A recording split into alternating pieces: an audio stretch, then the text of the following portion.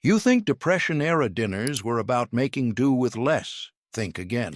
Between 1929 and 1939, Depression-era dinners were survival mathematics, calculated on Sunday nights in cold kitchens lit by kerosene lamps. This chuck roast will be cooked under scientifically controlled temperatures for 14 hours. Mothers in threadbare aprons stood at chipped enamel stoves, stretching 15-cent bags of dried beans across 7 dinners, while children watched from wooden chairs with newspapers stuffed in their shoes. When Mrs. Eleanor Kowalski fed her family of 6 on 1/87 one February week in 1933, she admitted starvation. In 1932, Depression-era families made Hoover stew, a one-pot dinner of elbow macaroni, sliced hot dogs, canned tomatoes, and kidney beans, boiled together in dented aluminum pots on coal stoves in kitchens that smelled like cheap tobacco and desperation. Mrs.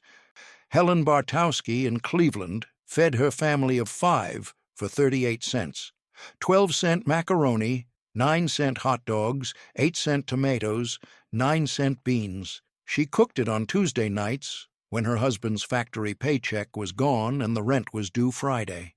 The stew filled 6 bowls with red broth that tasted like metal and institutional cafeteria food, but it proved survival wasn't about flavor. Mrs. Bartowski's family ate it with day-old bread bought for 3 cents a loaf from the bakery back door, and nobody complained because complaining meant you weren't grateful for food when neighbors were standing in bread lines.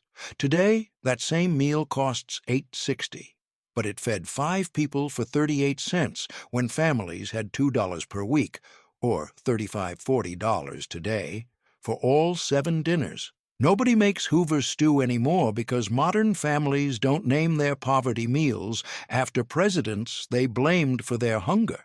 It disappeared when government assistance replaced the shame of boiling hot dogs with beans, when canned tomatoes became ingredients for Italian cooking instead of stretchers for institutional stew, when naming your dinner after economic collapse became a historical curiosity instead of a daily humiliation. In 1933, Depression-era families made potato soup with flour dumplings, a filling dinner of potatoes boiled in salted water with flour dumplings dropped from a spoon, cooked in cast-iron Dutch ovens on wood-burning stoves in farmhouse kitchens where condensation dripped from single-pane windows. Mrs. Gow, Clara Whitman in rural Indiana, fed her family of 6 for 29 cents. 18-cent 10-pound potato sack, 6-cent flour, 5-cent lard. She made it on Wednesday nights when the pantry was empty except for staples and the chicken coop had no eggs to spare. The soup filled 7 bowls with cloudy white liquid that tasted like wallpaper paste and institutional poverty. But it proved survival was about bulk, not nutrition. Mrs. Whitman's children ate 3 bowls each because the dumplings swelled in their stomachs like inflation-proof currency, and she told them it was German peasant food to make starvation sound like heritage. Today, that same meal costs $9.20, but it fed 6 people for 29 cents when families had $2 per week for all 7 dinners. Nobody makes potato soup with flour dumplings anymore because modern families don't serve dinners that taste like poverty and look like institutional cafeteria accidents. In 1934, Depression-era families made dandelion greens with bacon grease, a foraged dinner of wild dandelion leaves picked from vacant lots, boiled until soft, and dressed with saved bacon, grease, heated in cast-iron skillets in tenement kitchens where cockroaches crawled behind peeling wallpaper. Anna Kowalski in Detroit made it for 11 cents. 0-cent foraged greens, 6-cent bacon grease, 5-cent vinegar. She served it Friday nights when grocery money ran out by Wednesday. The greens filled 6 plates with bitter leaves that tasted like dirt and desperation. They fed 6 people for 11 cents, $2.10 today.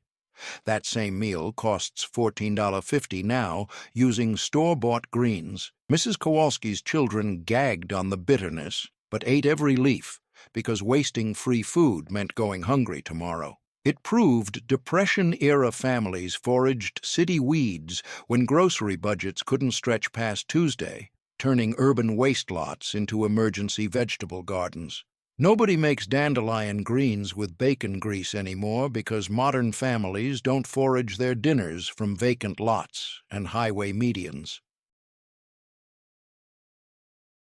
In 1935, Depression-era families made water pie, a dessert-as dinner of flour, water, sugar, and butter, baked in pie crust until it formed custard-like filling, served in mismatched china plates, salvaged from relatives' estates in dining rooms, where children sat on apple crates because chairs had been sold. Mrs. Margaret Flynn in Philadelphia made it for 27 cents, 9-cent flour, 8-cent sugar, 10-cent butter. She served it Saturday nights when dinner money was spent, but children still needed something sweet. The pie filled 8 thin slices that tasted like sugar and institutional desperation. It fed 6 people for 27 cents, $5.15 today. That same dessert costs $11.40 now. Mrs. Flynn's children ate it as their entire dinner because pie for dinner sounded like celebration instead of starvation. It proved Depression-era mothers rebranded poverty meals as treats, turning water and flour into special dessert night when protein was financially impossible. Nobody makes water pie anymore because modern families don't serve desserts with 3 ingredients where one is tap water.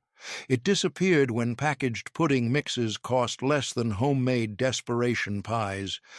When calling water-flour sugar mixture custard became laughable instead of survival tactic, when admitting your mother served pie made from tap water as Saturday dinner became story about Great Depression poverty instead of creative baking solution.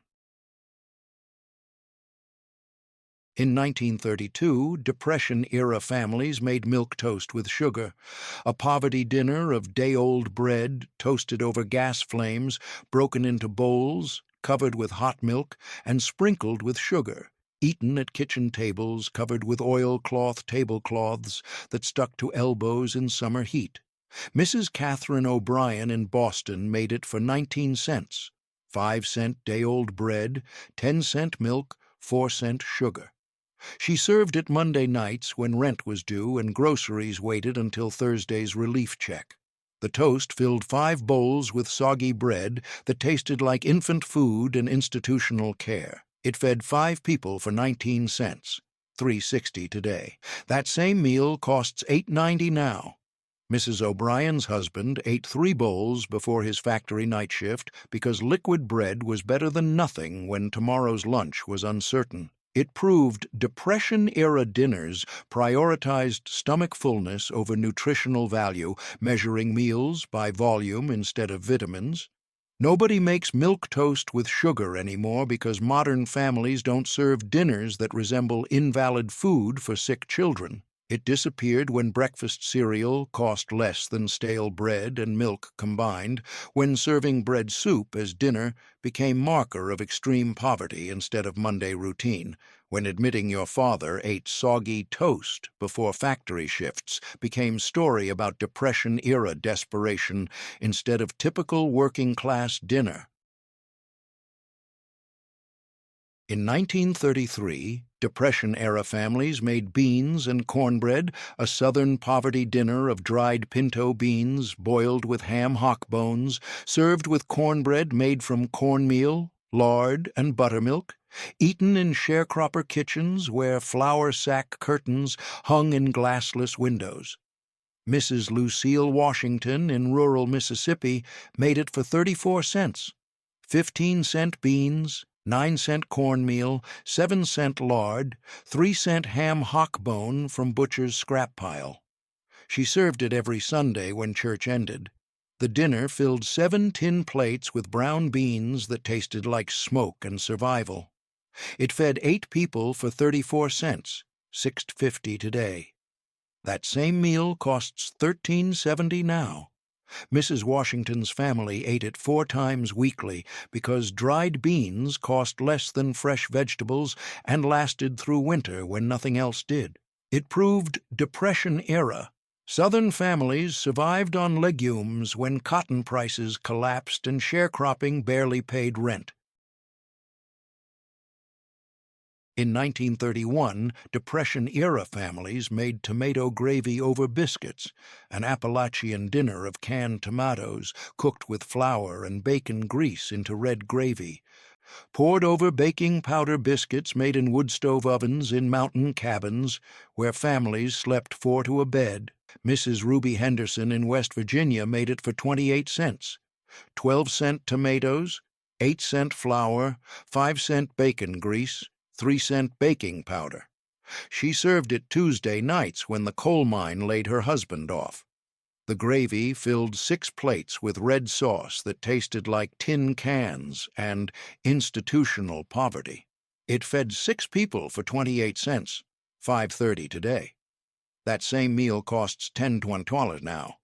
Mrs. Henderson's children soaked their biscuits until they dissolved into tomato mush because chewing took energy they couldn't spare. It proved Depression-era Appalachian families created gravy from vegetables when meat gravy required unaffordable animal fat, turning canned goods into sauce. Nobody makes tomato gravy over biscuits anymore because modern families don't serve dinners where vegetables become gravy base because meat is financially impossible. It disappeared when sausage gravy became Southern breakfast standard instead of tomato flour poverty substitute, when admitting your mother made gravy from canned tomatoes became story about Appalachian deprivation instead of typical Tuesday dinner when unemployment ran for months without relief payments arriving.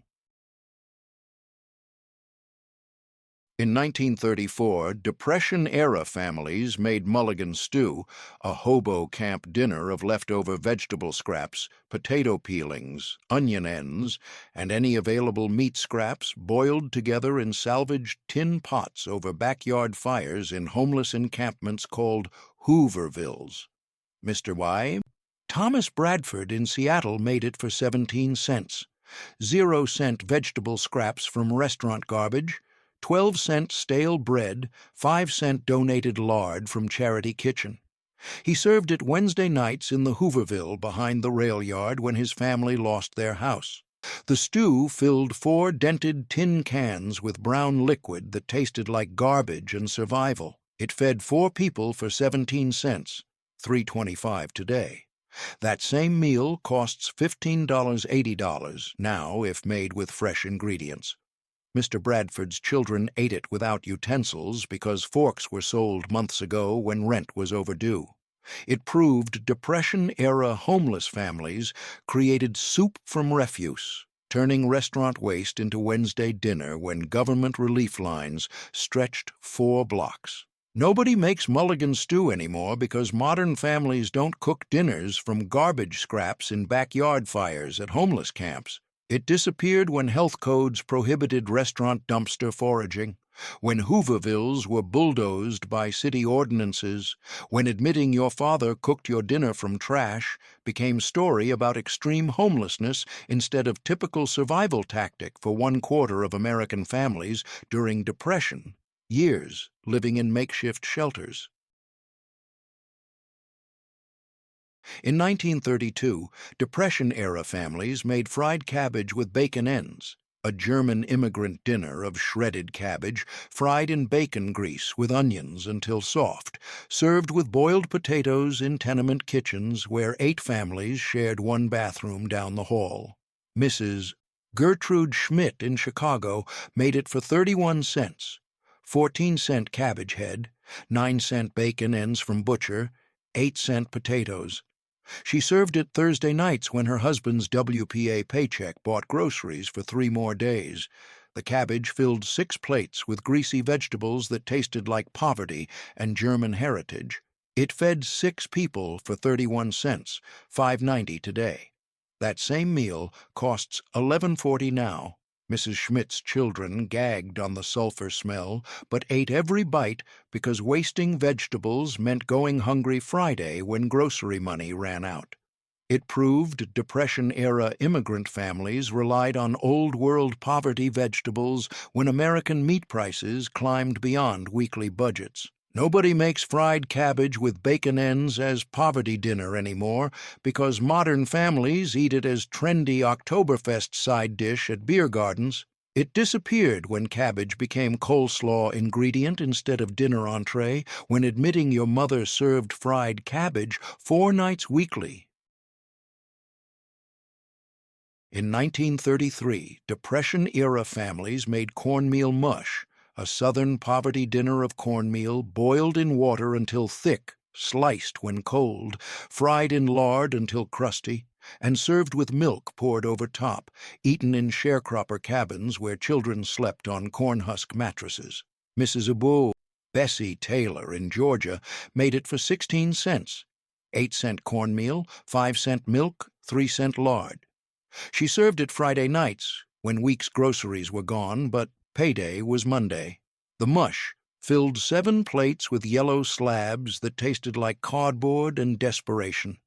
It fed 7 people for 16 cents, $3.05 today. That same meal costs $9.70 now. Mrs. Taylor's children ate it 3 times weekly because cornmeal cost half what flour did and lasted twice as long when stored in tin canisters. It proved Depression-era Southern families substituted corn for wheat when flour prices doubled, surviving on regional grain that sharecroppers grew themselves. Nobody makes cornmeal mush as poverty dinner anymore because modern families eat it as trendy polenta at Italian restaurants charging $22 per plate.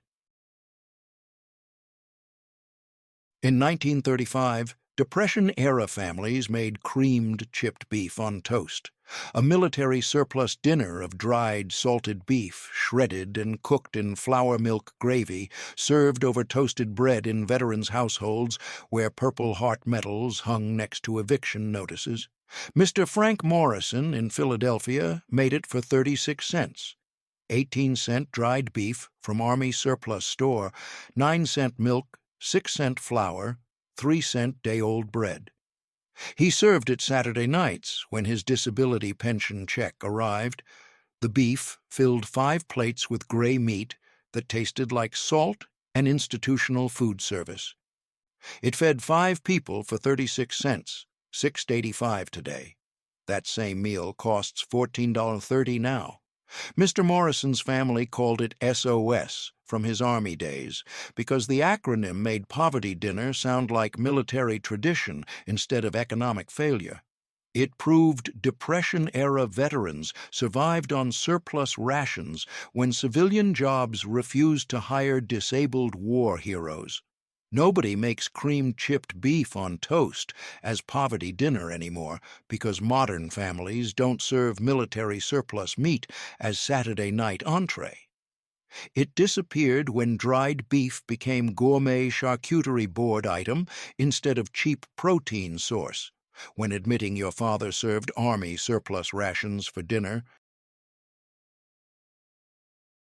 In 1931, Depression-era families made potato pancakes from yesterday's mash, a leftover dinner of cold mashed potatoes mixed with flour and egg, fried in lard until crispy, served in immigrant households where grandmothers spoke no English and mothers worked factory night shifts. Mrs. Irena Novak in Cleveland made them for 12 cents, 0-cent leftover potatoes from Monday, 7-cent flour, 5-cent lard. She served them Tuesday nights when Monday's dinner stretched into Tuesday's meal through frying pan engineering. The pancakes filled 6 plates with greasy potato cakes that tasted like yesterday's dinner refried. They fed 6 people for 12 cents, $2.30 today. That same meal costs $10.50 now. Mrs. Novak's children ate them with applesauce made from bruised apples bought for 2 cents per pound at market close. It proved Depression-era families never threw away leftovers, transforming Monday's side dish into Tuesday's entree when buying new groceries meant choosing between food and rent. Nobody makes potato pancakes from yesterday's mash as poverty dinner anymore, because modern families eat them as trendy brunch item at restaurants serving loaded latkes for $16. In 1934, Depression-era families made onion soup, a French immigrant dinner of onions caramelized in saved bacon grease, boiled in water, served over stale bread in basement apartments where families hung blankets as room dividers. Mrs. Marie Dubois in New York made it for 23 cents, 11-cent onions, 5-cent bacon grease, 4-cent stale bread, 3-cent salt. She served it Wednesday nights when her husband's dock worker wages bought 4 more days of groceries. The soup filled 7 bowls with brown liquid that tasted like caramelized poverty. It fed 7 people for 23 cents, $4.40 today. That same meal costs $13.90 now. Mrs. Dubois called it French peasant food to make starvation sound like cultural heritage instead of economic collapse. It proved Depression-era immigrant families rebranded poverty meals as ethnic cuisine, turning water onion bread soup into traditional French cooking when protein was financially impossible for families surviving on $11 weekly wages. Nobody makes onion soup as poverty dinner anymore because modern families eat it as trendy bistro entree with Gruyere cheese at restaurants charging $18 per bowl. It disappeared when canned broths replaced water and onion base, when serving bread-soaked soup became rustic French dining instead of Depression-era necessity, when admitting your mother made soup from caramelized onions and water became story about immigrant poverty instead of Wednesday dinner, when dock worker wages bought 7 dinners for 7 people. In 1932, Depression-era families made salmon croquettes, a canned fish dinner of pink salmon mixed with cracker crumbs and egg, shaped into patties, fried in lard, served in coastal households where fathers' fishing boats sat unused because fuel cost more than catch value. Mrs. Ellen Peterson in Seattle made them for 43 cents. 26-cent canned salmon, 9-cent crackers, 5-cent egg, 3-cent lard. She served them Thursday nights when relief commodities included canned fish. The croquettes filled 5 plates with pink patties that tasted like tin cans in desperation. They fed 5 people for 43 cents, $8.20 today. That same meal costs $16.40 now. Mrs. Peterson's children picked out visible bones because eating fish spine meant your family was too poor to buy boneless cuts. It proved Depression-era coastal families ate canned salmon when fresh fish spoiled before reaching market, surviving on government surplus commodities distributed through church basements. Nobody makes salmon croquettes from canned fish as poverty dinner anymore because modern families serve them as retro comfort food at Sunday brunch. It disappeared when fresh salmon cost less than Depression prices, when canned fish became camping food instead of dinner entree, when admitting your mother made patties from government surplus canned salmon became story about relief, recipient poverty instead of typical Thursday dinner when commodity distribution included tinned fish feeding families on $2 weekly grocery budgets. In 1935, Depression-era families made egg drop soup, a Chinese immigrant dinner of beaten eggs stirred into boiling salted water, served with saltine crackers in urban Chinatown tenements where 12 people shared 4-room apartments. Mr. Chen Liu in San Francisco made it for 14 cents, 8-cent eggs, 3-cent salt, 3-cent crackers. He served it Friday nights when his laundry business earnings of $3 weekly bought groceries for 7 dinners feeding 8 people. The soup filled 8 bowls with yellow threads that tasted like poverty and survival. It fed 8 people for 14 cents, 2.65 today. That same meal costs $11.20 now. Mr. Liu's children soaked crackers until they dissolved because chewing took energy they saved for Saturday's laundry deliveries. It proved Depression-era immigrant families created protein-based soups from single eggs when meat cost more than an entire week's grocery budget, stretching 2 eggs across 8 bowls through water dilution. Nobody makes egg drop soup as poverty dinner anymore because modern families order it as appetizer at Chinese restaurants. It disappeared when packaged ramen cost less than homemade egg water soup, when serving beaten eggs in salted water became marker of extreme poverty instead of Friday routine, when admitting your father made soup from 2 eggs, and water became story about immigrant depression-era desperation instead of typical Friday dinner when laundry business earnings barely covered rent. These weren't family recipes. They were economic survival strategies executed in kitchens where mothers calculated grocery budgets in pencil on paper bags. When Mrs. Sarah Klein stretched $2 across 7 Depression-era dinners in 1933, she fed her family using canned salmon that cost 26 cents, onions that cost 11 cents, and leftover potatoes that cost nothing, because throwing away food meant choosing hunger tomorrow. Her children ate salmon croquettes, onion soup, and potato pancakes without complaint, because complaining meant you weren't grateful for food. That was Depression-era survival. In 1931, Depression-era families made oatmeal with bacon grease, a breakfast as dinner of rolled oats cooked in water, topped with saved bacon grease and salt, served in rural farmhouses where families burned corn cobs for winter heat. Mr. Harold Mitchell in Iowa made it for 9 cents. 6-cent oatmeal, 3-cent bacon grease from previous week's bacon ends. He served it Monday nights when Sunday's chicken dinner exhausted the week's protein budget before Monday arrived. The oatmeal filled 7 bowls with gray porridge that tasted like institutional poverty. It fed 7 people for 9 cents, 1.70 today. That same meal costs $8.40 now. Mr. Mitchell's children ate it without sugar because sugar cost more than oatmeal, and bacon grease provided the only flavor when maple syrup was Christmas luxury. It proved Depression-era rural families served breakfast foods for dinner when evening meals required ingredients beyond the $2 weekly grocery budget. Nobody makes oatmeal with bacon grease as dinner anymore because modern families don't serve savory breakfast porridge topped with meat fat.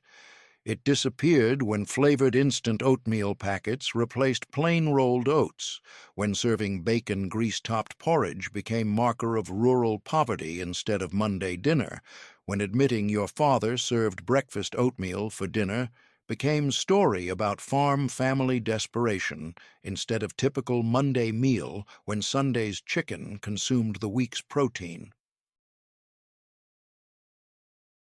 In 1933, Depression-era families made poor man's meal, a German immigrant dinner of sliced potatoes and hot dogs fried together in lard until crispy, served in coal mining households where fathers coughed black dust into handkerchiefs at dinner tables. Mrs.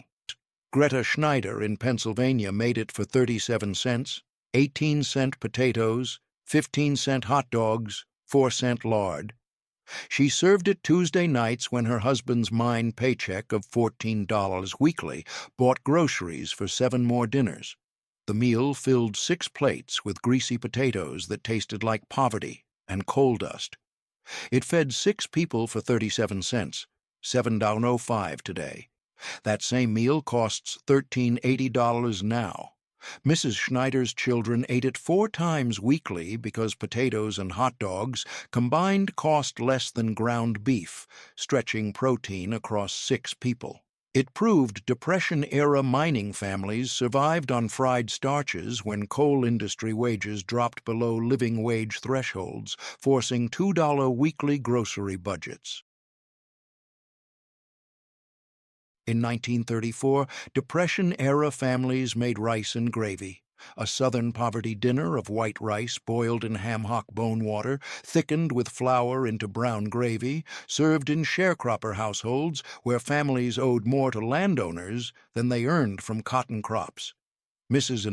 Violet Johnson in Alabama made it for 18 cents, 10-cent rice, 5-cent flour, 3-cent ham hock bone from butcher's free pile. She served it Wednesday nights when cotton-picking wages of $1 daily fed 9 people. The rice filled 9 plates with brown gravy that tasted like smoke and poverty. It fed 9 people for 18 cents, $3.40 today. That same meal costs $12.60 now. Mrs. Johnson's children soaked rice until it dissolved because their stomachs had shrunk from chronic hunger, making solid food painful. It proved Depression-era sharecropper families survived on bone-flavored water when meat was luxury item reserved for Christmas, stretching single ham bone across 3 weeks of dinners. Nobody makes rice and gravy from ham hock water as poverty dinner anymore because modern families don't boil bones 3 times to extract every molecule of flavor. It disappeared when packaged gravy mixes cost less than flour-thickened bone water. When admitting your mother made gravy from water, a ham bone soaked in became story about sharecropper poverty, instead of Wednesday dinner when cotton-picking wages of $7 weekly bought groceries for family of 9. In 1932, Depression-era families made cabbage rolls, an Eastern European dinner of cabbage leaves stuffed with rice and onions, baked in tomato water in tenement ovens, shared among 4 families per floor. Mrs. Helena Kowalski in Detroit made them for 42 cents. 16-cent cabbage, 12-cent rice, 9-cent tomatoes, 5-cent onions. She served them Thursday nights when her husband's auto factory paycheck of $13 weekly bought groceries for 7 dinners, feeding 8 people. The rolls filled 8 plates with wrapped cabbage that tasted like poverty and Eastern European heritage. They fed 8 people for 42 cents, 8.0 euros today. That same meal costs $17.20 now. Mrs. Kowalski's children ate them cold for Friday's lunch because reheating cost gas money the family saved for Saturday's rent payment. It proved Depression-era immigrant families stuffed vegetables with rice when meat-stuffed cabbage rolls required unaffordable ground beef, substituting grain for protein. Nobody makes cabbage rolls with rice-only filling as poverty dinner anymore because modern families serve them as trendy Eastern European cuisine at restaurants charging $24 per plate. In 1935, Depression-era families made Johnny cakes, a Colonial-era dinner of cornmeal, water, and salt, fried into flat cakes, served with molasses in New England households where ancestors' Puritan portraits hung above charity wood stoves. Mrs. Ruth Adams in Massachusetts made them for 21 cents, 9-cent cornmeal, 8-cent molasses, 4-cent lard. She served them Saturday nights when her husband's mill wages of $11 weekly bought groceries for 7 dinners, feeding 7 people. The cakes filled 7 plates with flat discs that tasted like poverty and American history. They fed 7 people for 21 cents. 4 Buenos Aires today. That same meal costs $11.90 now. Mrs. Adams called them Colonial poverty food, to make Depression-era starvation sound like historical reenactment instead of economic collapse, forcing families to eat like their Revolutionary War ancestors. It proved Depression-era New England families reverted to 18th-century poverty meals when 20th-century wages couldn't buy modern food. Nobody makes Johnny cakes as poverty dinner anymore because modern families don't serve 18th century survival food as Saturday night entree. It disappeared when pancake mixes cost less than plain cornmeal water batter, when serving cornmeal discs became historical curiosity instead of Saturday dinner, when admitting your family ate colonial-era poverty food during the 1930s became story about extreme Depression-era desperation instead of typical Saturday meal when mill wages bought 7 dinners on $2 weekly. In 1931, Depression-era families made prune whip, a deserter's dinner of stewed prunes folded into beaten egg whites, baked until puffed, served in boarding houses where widows rented rooms to survive after husbands' life insurance policies lapsed. Mrs. Edith Carlson in Minnesota made it for 26 cents, 14-cent prunes, 8-cent eggs, 4-cent sugar. She served it Sunday nights to her 5 boarders when dinner service was included in $3 weekly room rent that barely covered her mortgage. The whip filled 6 bowls with brown foam that tasted like institutional poverty. It fed 6 people for 26 cents, $4.95 today. That same dessert costs $13.40 now. Mrs. Carlson's boarders ate it as their entire dinner because dessert for dinner sounded like Sunday treat instead of economic failure forcing widows into boarding house business. It proved Depression-era widows survived by renting rooms, serving egg white and prune desserts as dinners when protein was luxury item.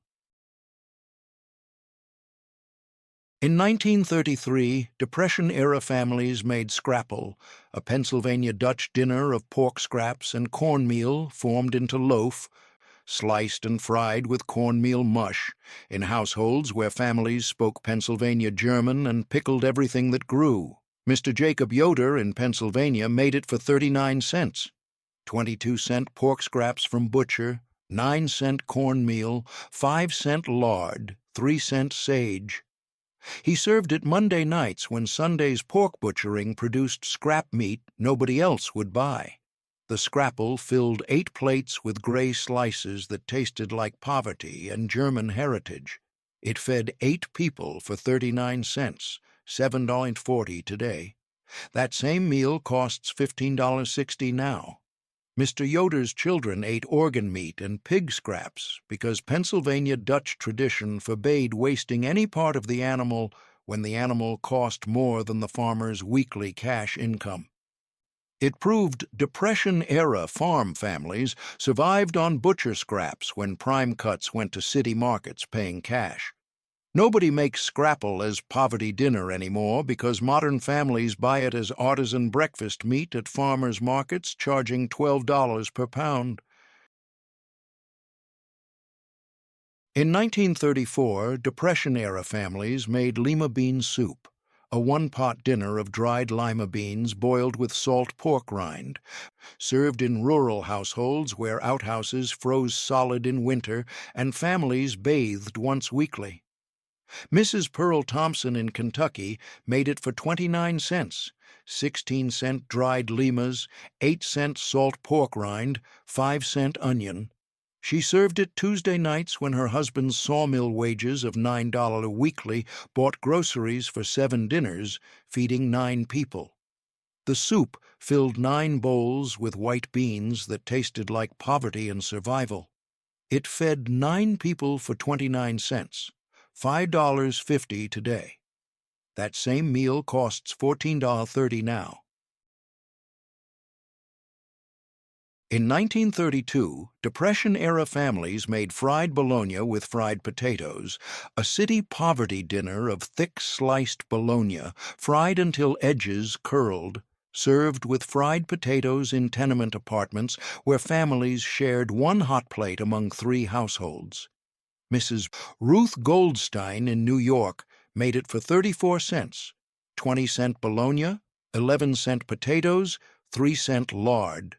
She served it Friday nights when her husband's garment factory wages of $11 weekly bought groceries for 5 more days. The dinner filled 6 plates with curled meat that tasted like salt in industrial processing.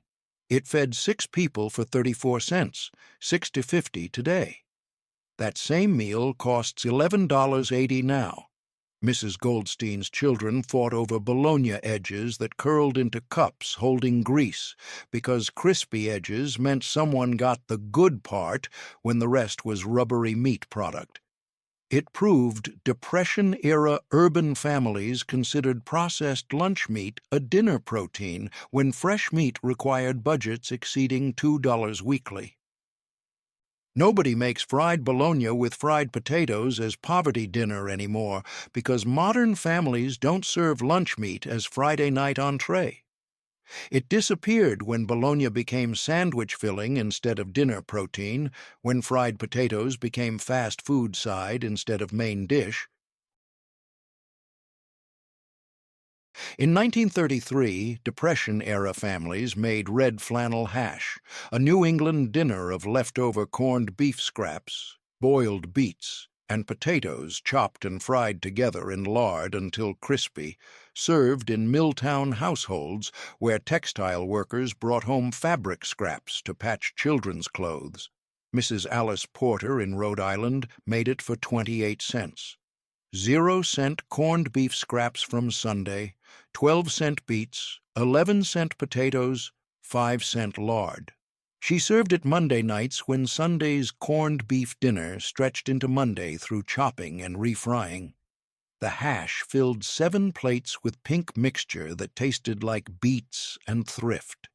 It fed 7 people for 28 cents, $5.30 today.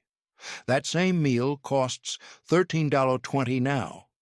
Mrs. Porter's children ate it without complaining because Monday hash meant Sunday had meat, and meat on Sunday meant the family survived another week when textile mill wages of $12 weekly bought groceries for 7 dinners feeding 7 people. Nobody makes red flannel hash anymore because modern families don't serve leftover-based dinners named after underwear. It disappeared when corned beef became St. Patrick's Day specialty instead of Sunday staple, when reusing leftovers became meal prep instead of economic necessity, when admitting your mother chopped Sunday's leftovers for Monday dinner became story about New England thrift instead of Depression-era survival, when mill wages barely covered rent and $2 bought weekly groceries. In 1935, Depression-era families made mock apple pie, a deceptive dessert of Ritz crackers soaked in sugar lemon syrup, baked in pie crust until they mimicked apple texture, served in households where children had never tasted real apples because fresh fruit was luxury item. Mrs. Dorothy Simmons in Ohio made it for 31 cents, 12-cent Ritz crackers, 10-cent sugar, 6-cent lemon, 3-cent pie crust.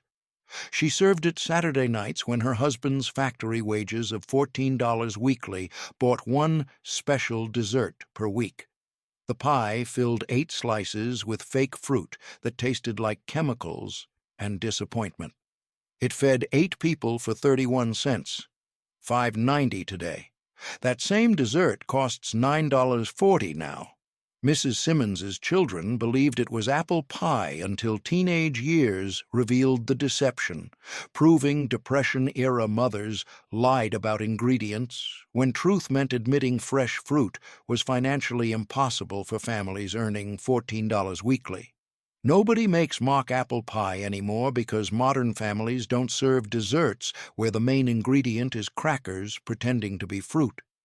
It disappeared when apples cost less than Ritz crackers, when food deception became unnecessary, when admitting your mother served cracker pie became story about Depression-era creativity instead of typical Saturday dessert, when factory wages bought groceries, but fresh fruit remained impossible luxury, requiring budgets exceeding $2 weekly.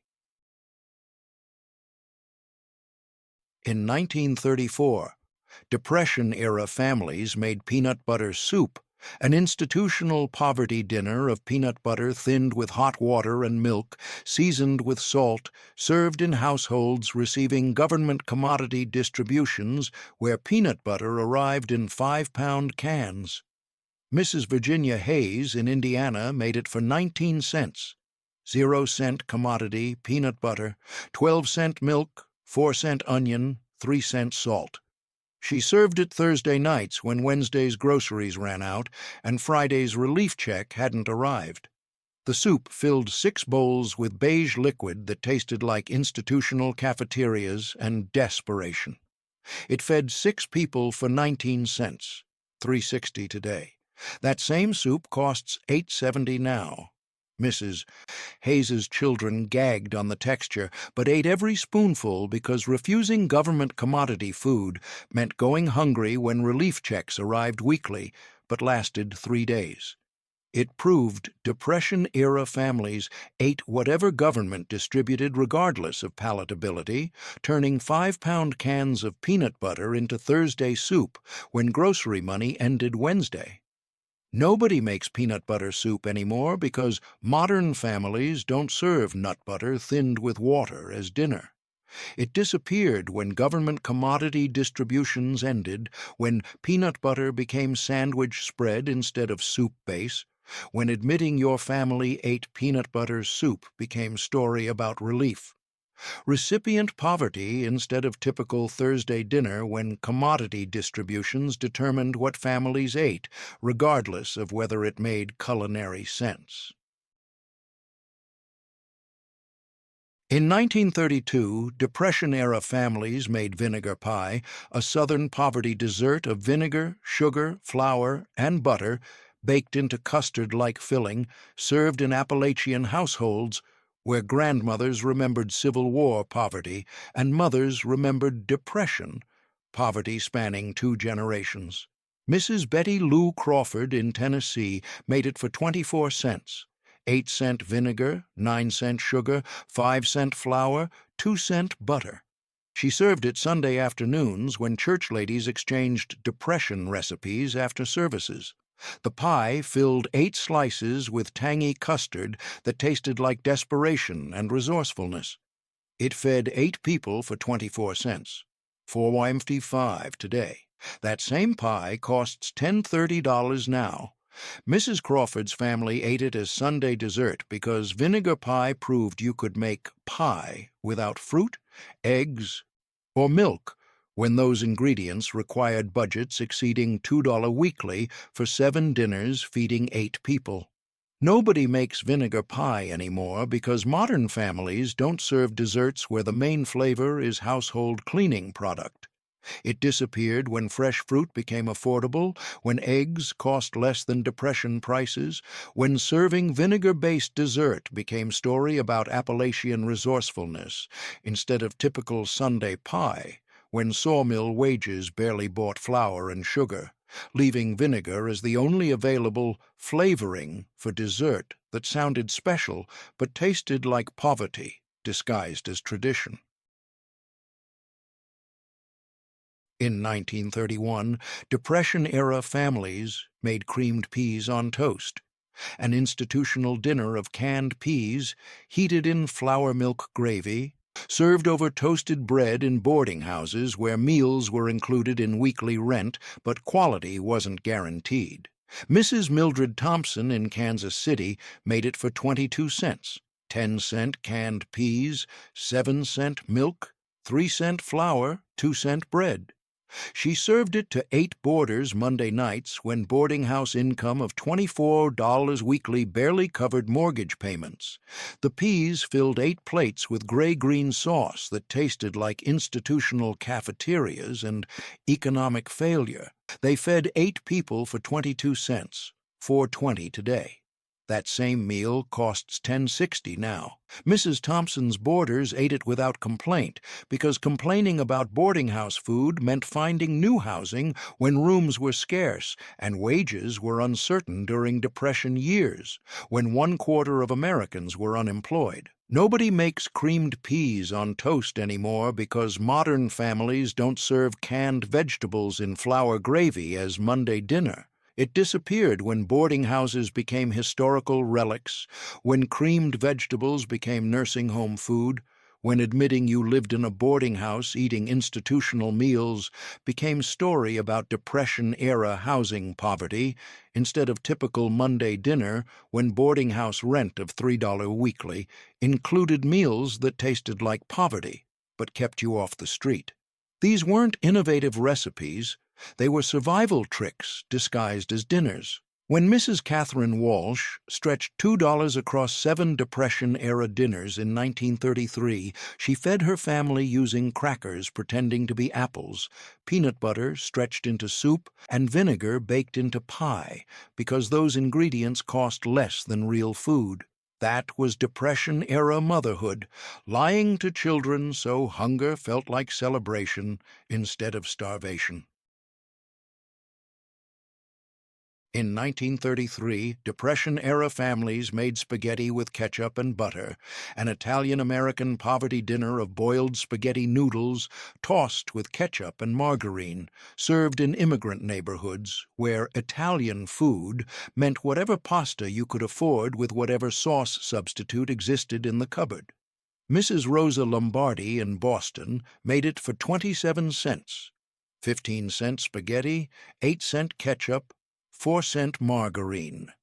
She served it Tuesday nights when her husband's construction wages of $9 weekly bought groceries for 7 dinners feeding 9 people, and tomato sauce required fresh tomatoes the family couldn't afford. The spaghetti filled 9 plates with red-orange noodles that tasted like sugar and shame. It fed 9 people for 27 cents, $5.15 today. That same meal costs $8.90 now.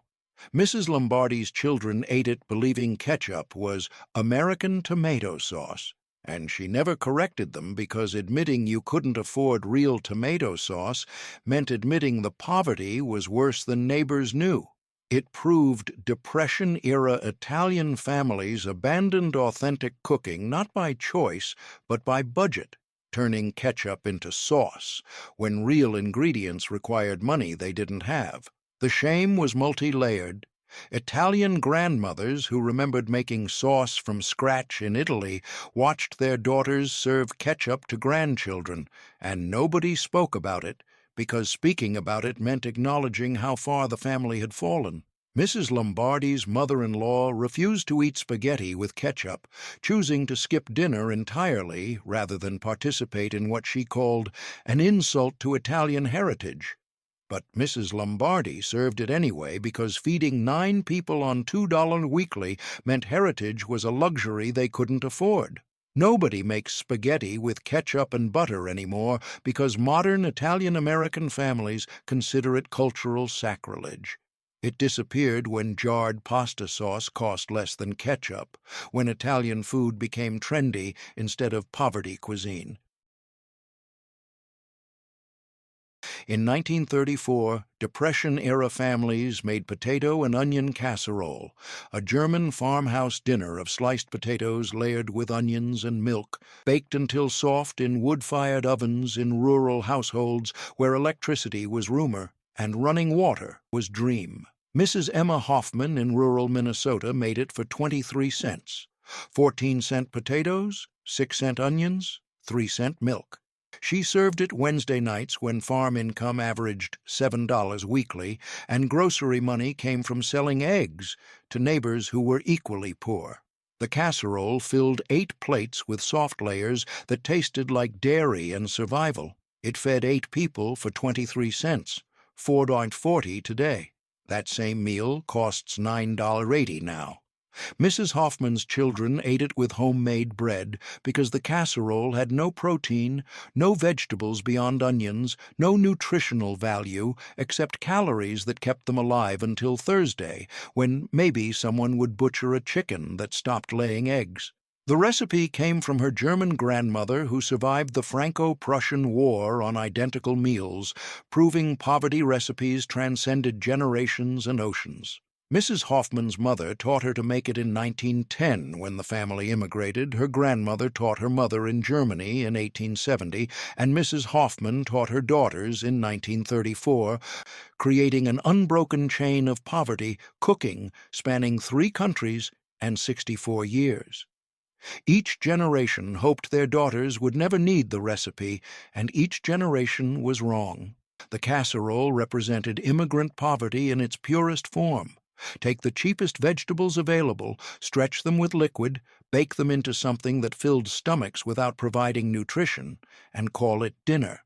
Mrs. Hoffman's children grew up malnourished, despite eating 3 meals daily, because potato onion milk contained no protein, no iron, no vitamins beyond what potatoes naturally provided. In 1932, Depression-era families made bread pudding, a dessert as dinner of stale bread soaked in sweetened milk and eggs, baked until custard-like, served in boarding houses where every scrap of food was repurposed, because waste meant financial ruin. Mrs. Helen Morrison in Chicago made it for 28 cents. 0-cent stale bread saved from weekly loaves, 12-cent milk, 10-cent eggs, 6-cent sugar. She served it Thursday nights to 6 boarders when boarding house income barely covered mortgage payments, and every meal ingredient was calculated to maximize calories per penny. The pudding filled 6 bowls with soggy bread that tasted like desperation disguised as dessert. It fed 6 people for 28 cents, $5.30 today. That same dessert costs $11.40 now. Mrs. Morrison's boarders ate it as their entire dinner because dessert for dinner sounded better than "we're eating 3-day-old bread soaked in milk," and boarding house etiquette required pretending the meal was intentional rather than economical. The transformation of stale bread into pudding was linguistic poverty management. Calling it pudding made it sound special, made it sound like choice rather than necessity, made it sound like Mrs. Morrison was a creative cook rather than a desperate widow trying to keep her boarding house profitable, when 6 boarders paying $3 weekly each provided $18 weekly income against mortgage payments of $15 monthly. Every meal mattered. Every ingredient was calculated. Every boarder who complained was replaced with someone grateful for any meal at all. Mrs. Morrison saved bread scraps in a tin box under the sink, collecting them throughout the week. The crusts boarders left on breakfast plates, the slices that went stale before consumption, the ends of loaves that nobody wanted. By Thursday, the box held enough bread scraps to make pudding that fed 6 people, and by Thursday, the week's grocery money was exhausted, making stale bread pudding the perfect solution to the problem of feeding people when you had nothing left but scraps. Nobody makes bread pudding from actual stale bread anymore because modern families make it as trendy dessert using fresh bread intentionally. Not desperation bread, necessarily. It disappeared when boarding houses became historical relics, when bread became cheap enough to throw away rather than save. In 1935, Depression-era families made baked bean sandwiches, a working-class dinner of canned baked beans heated and served between white bread slices, eaten in factory-town households where lunch-dinner distinctions blurred into whatever fills stomachs between shifts. Mr. Robert Patterson in Detroit made them for 19 cents. 11-cent canned beans, 8-cent bread. He served them Friday nights when his automotive assembly line wages of $18 weekly bought groceries for 7 dinners, and Friday was payday, but rent consumed $16 immediately, leaving $2 for weekend groceries. The sandwiches filled 6 plates with beans that tasted like molasses and factory shifts. They fed 6 people for 19 cents, $3.60 today. That same meal costs $9.20 now. Mr. Patterson's children ate them cold because reheating meant using gas that cost money, and Friday bean sandwiches meant the week's grocery budget stretched successfully until payday when the cycle started over. earn 18s, pay $16 rent, buy $2 groceries, eat beans until Friday. The sandwich represented the peculiar intersection of working poverty and industrial wages. Mr. Patterson earned more than farmers, earned more than unemployed millions, earned good money by Depression standards.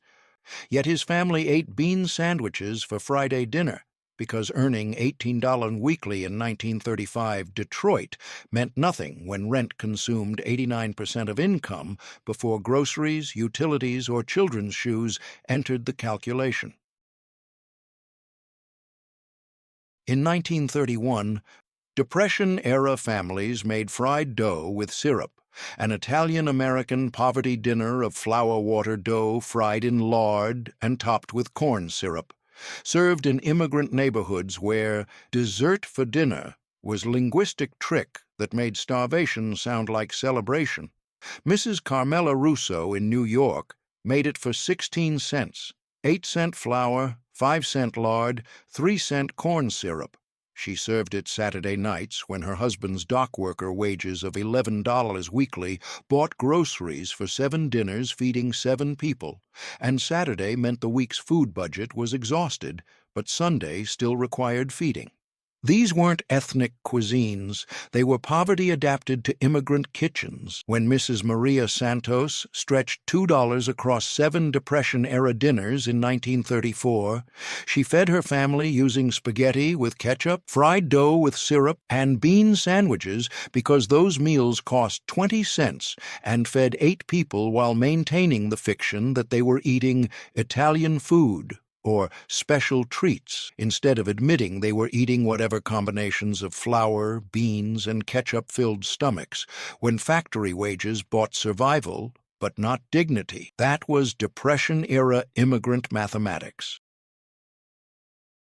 In 1933, Depression-era families made depression cake, a dessert-as dinner of flour, sugar, cocoa, vegetable oil, vinegar, and water, baked without eggs, butter, or milk. Served in households where baking a cake proved the family wasn't completely destitute even when the cake contained no traditional cake ingredient. Mrs. Irene Foster in Ohio made it for 24 cents, 9-cent flour, 8-cent sugar, 4-cent cocoa, 3-cent oil. She served it Sunday afternoons when church ladies visited, and appearing prosperous mattered more than admitting poverty. The cake filled 8 slices with dry crumb that tasted like cocoa and social performance. It fed 8 people for 24 cents, $4.55 today. That same cake costs $9.80 now. Mrs. Foster's church ladies complimented her baking while privately noting the cake's dense texture, lack of richness, and absence of frosting, all markers that Mrs. Foster was serving depression cake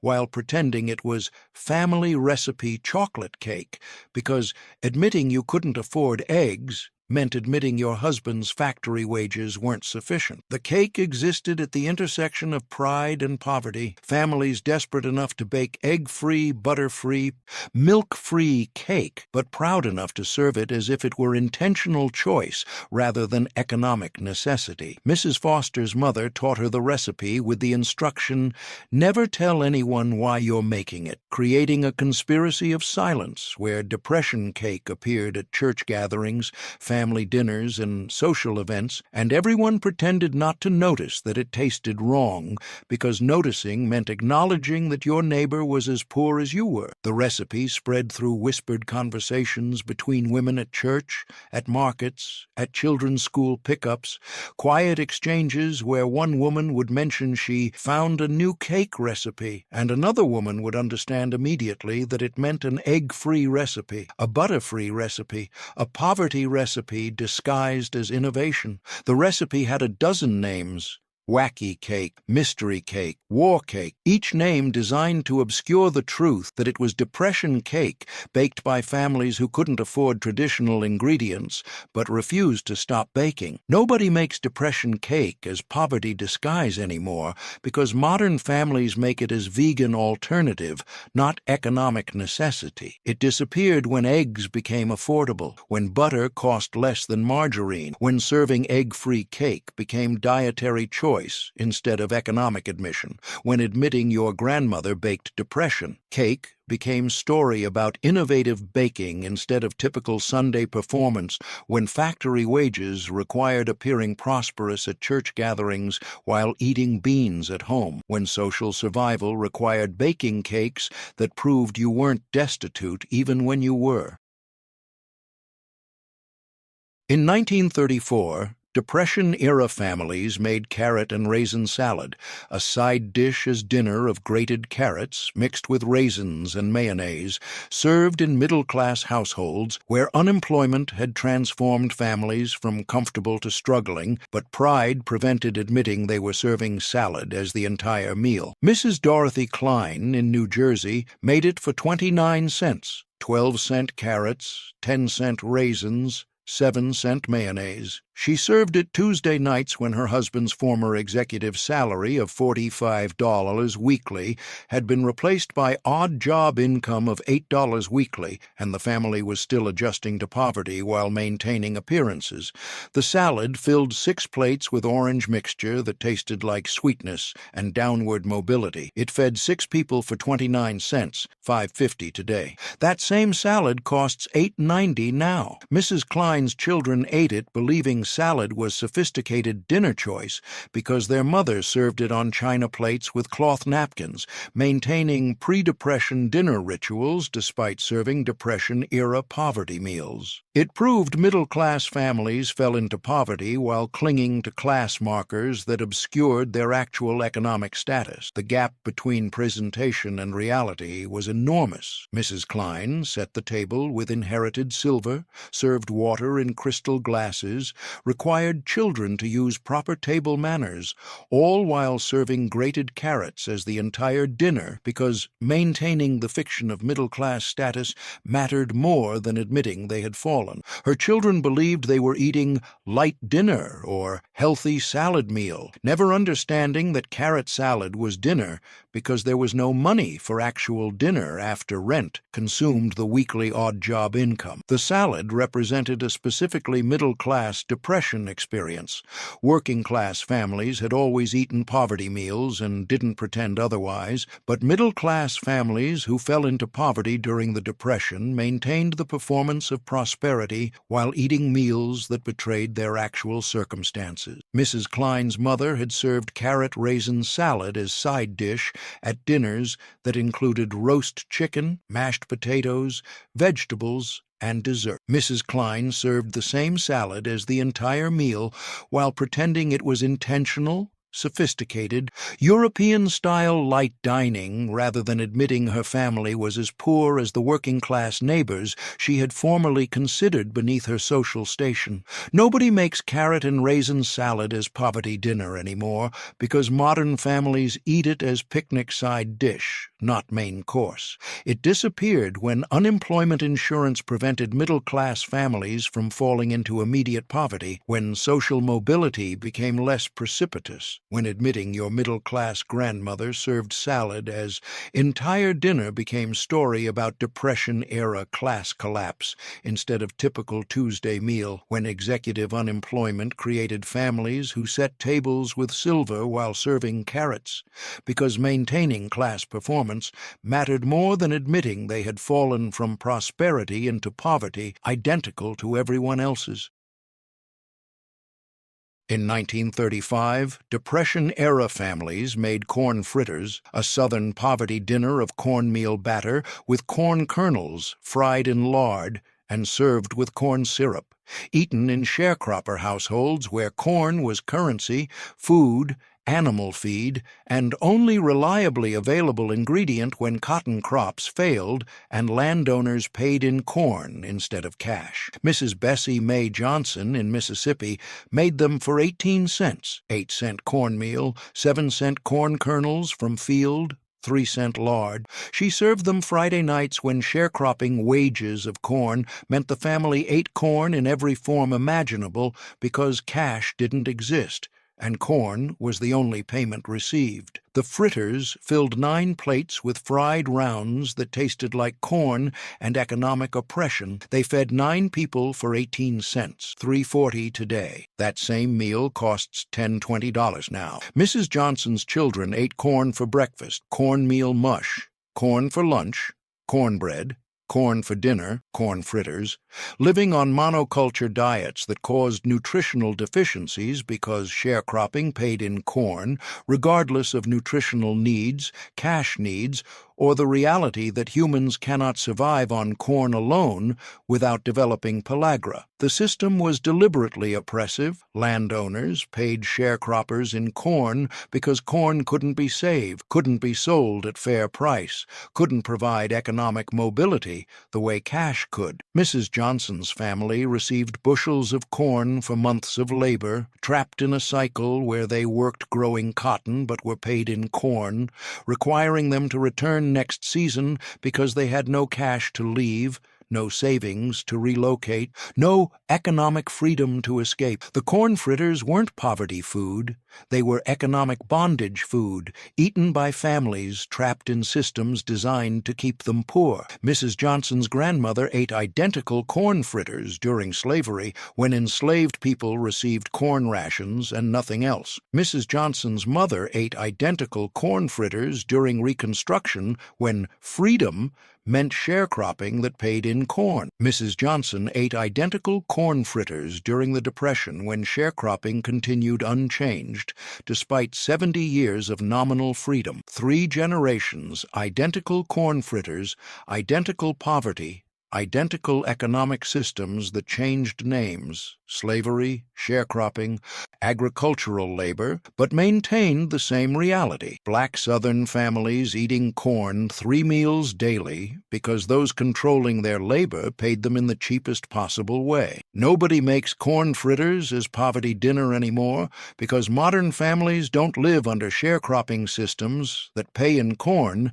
instead of cash. It disappeared when agricultural mechanization ended sharecropping, when minimum wage laws required cash payment, when admitting your grandmother ate corn fritters because sharecropping paid in corn became story about post-slavery economic oppression instead of typical Friday dinner, when sharecropping wages meant receiving corn while white landowners received cash from cotton sales grown by black laborers paid in corn that kept them trapped in poverty, spanning slavery through depression without meaningful change. In 1932, Depression-era families made navy bean soup, an institutional poverty dinner of dried navy beans boiled with onions and ham bone until soft, served in charity kitchens, bread lines, and households receiving government relief, where navy beans arrived in 50-pound sacks as part of commodity distribution programs designed to keep unemployed families from starving without making the assistance too comfortable. Mrs. Crow, Alice Harper in Pennsylvania, made it for 22 cents, 16-cent navy beans, 4-cent onion, 2-cent ham bone from butcher's free pile. She served it Monday nights when relief commodities included navy beans, but nothing else, forcing creativity with the same ingredient, served 7 different ways across 7 days. The soup filled 8 bowls with white beans that tasted like relief programs and institutional poverty. It fed 8 people for 22 cents, $4.20 today. That same soup costs $12.40 now. Mrs. Harper's children ate navy bean soup on Monday,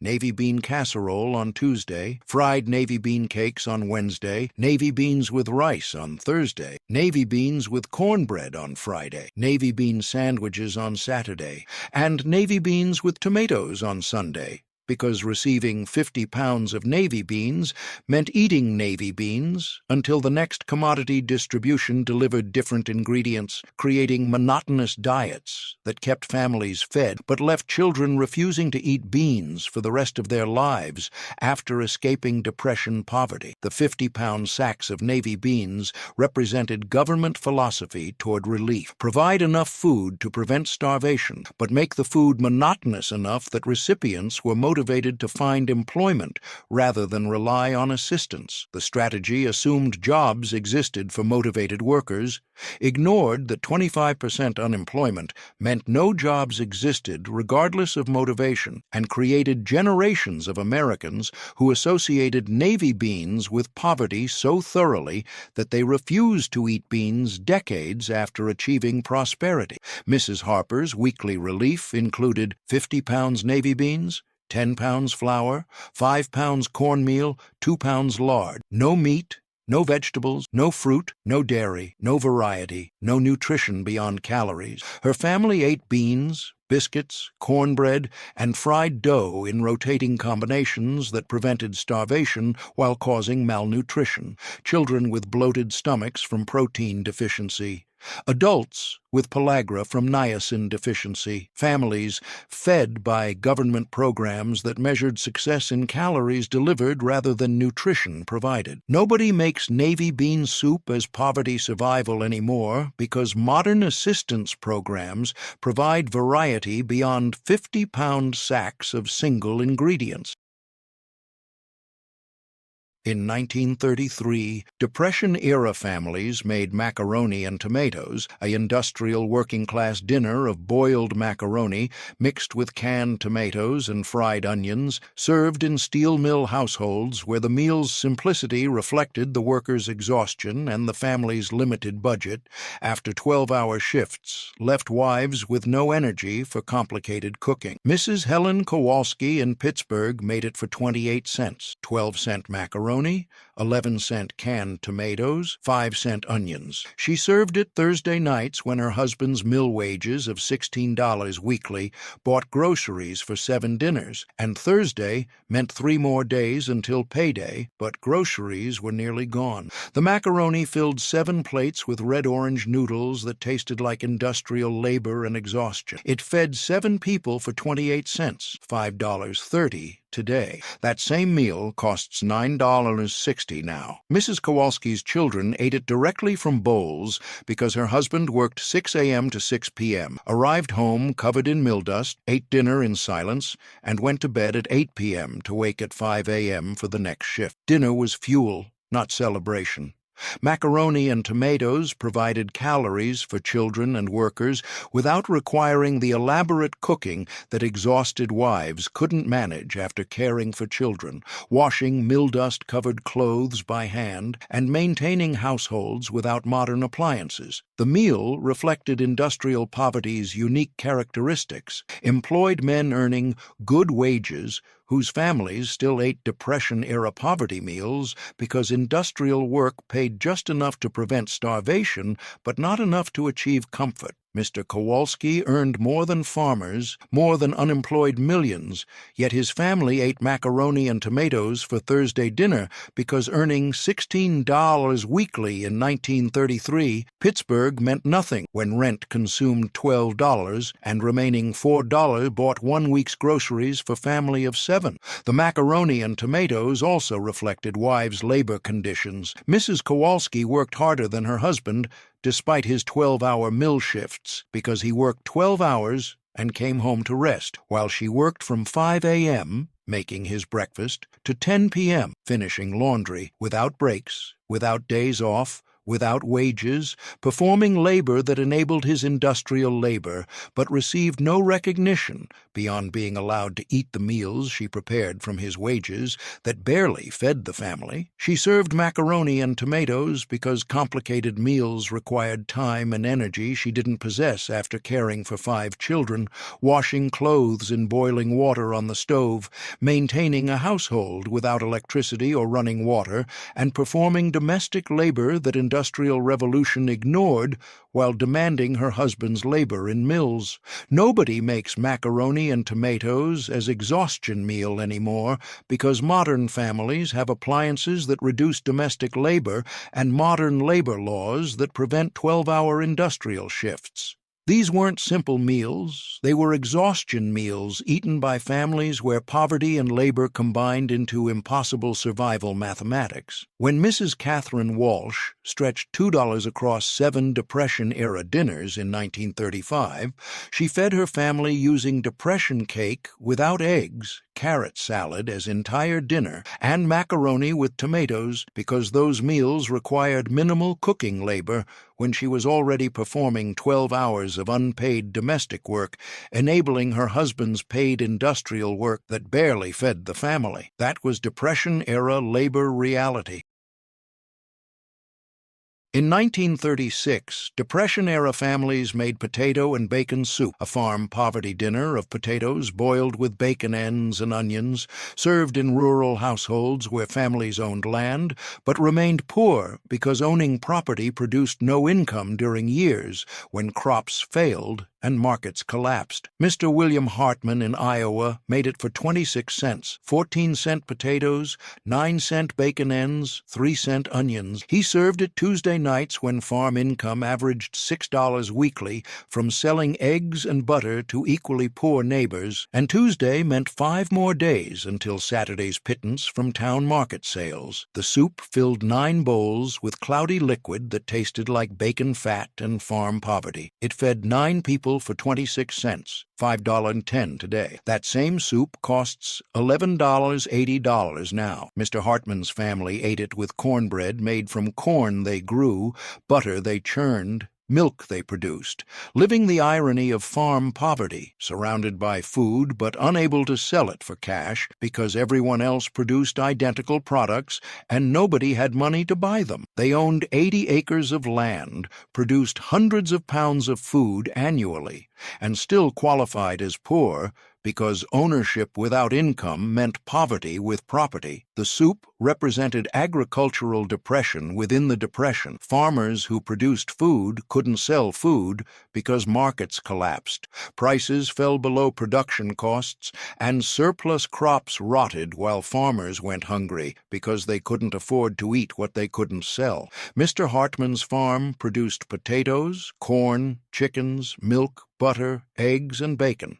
Yet his family ate potato soup and cornbread for Tuesday dinner because producing food meant nothing when markets wouldn't buy it, when prices paid barely covered seed costs, when agricultural income fell 60% between 1929 and 1933, while property taxes remained unchanged. The farm Mr. Hartman owned had been in his family since 1867. 3 generations worked the land, paid taxes on the land, improved the land, and then lost the land in 1937 when property taxes consumed farm income and banks foreclosed despite 80 years of family ownership. His family ate potato and bacon soup while owning land, producing food, working 16-hour days, and still losing everything, because Depression-era agricultural economics meant farmers could work harder than anyone else, produce more than anyone else, and still lose farms to banks, because ownership without income meant poverty ending in foreclosure. Nobody makes potato and bacon soup as farm poverty dinner anymore because modern agricultural subsidies prevent farmers from falling below poverty line despite market fluctuations. It disappeared when farm programs guaranteed minimum prices, when agricultural income stabilized, when admitting your farming family ate potato soup despite owning 80 acres became story about Depression-era agricultural collapse instead of typical Tuesday dinner, when farm families owned property, produced food, worked 16-hour days, and still qualified as poor because ownership without income meant land-rich, cash-poor poverty ending in foreclosure that transferred generational farmland to banks that held it until wealthy buyers purchased it after Depression ended. In 1937, Depression-era families made fried Spam with gravy, a processed meat dinner of Spam, sliced and fried until edges crisped, served with flour gravy over mashed potatoes in households where Spam's 1937 introduction created new category of affordable meat product that allowed poor families to serve meat dinners using mystery meat in cans. Mrs. Dorothy Patterson in Minnesota made it for 39 cents, 29-cent Spam, 6-cent flour, 4-cent milk for gravy. She served it Friday nights when her husband's WPA wages of $15 weekly bought groceries for 7 dinners, and Spam cost less than real meat while providing the performance of meat dinner. The Spam filled 6 plates with pink slices that tasted like salt and industrial food processing. It fed 6 people for 39 cents, $7.60 today. That same meal costs $12.40 now. Mrs. Patterson's children ate it believing Spam was meat because it came in cans labeled meat, never questioning what animal produced pink rectangular bricks that sliced perfectly and tasted like no animal that ever existed. It proved Depression-era families accepted processed mystery meat without questioning because affordable protein mattered more than knowing what animal died to produce it. Spam's 1937 launch targeted Depression-era poor families explicitly. Cheap protein product packaged as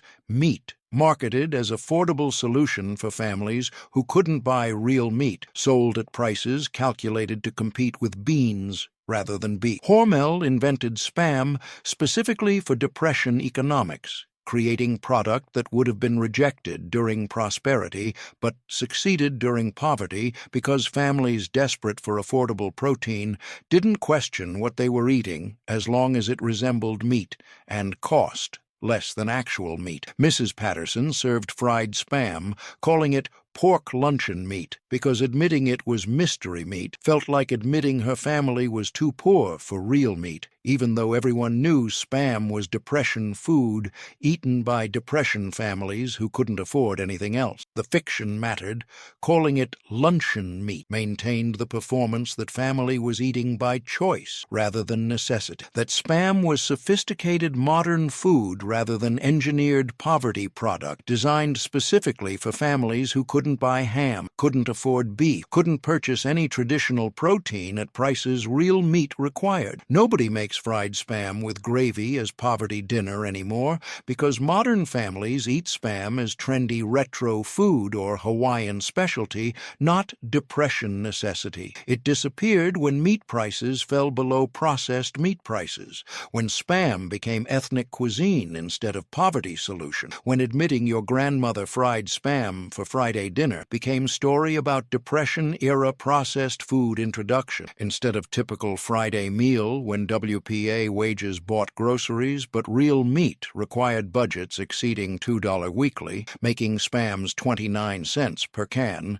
the only affordable protein available to families earning $15 weekly minus rent, utilities, and children's needs, leaving $2 for 7 dinners, feeding 6 people on mystery meat called luncheon meat.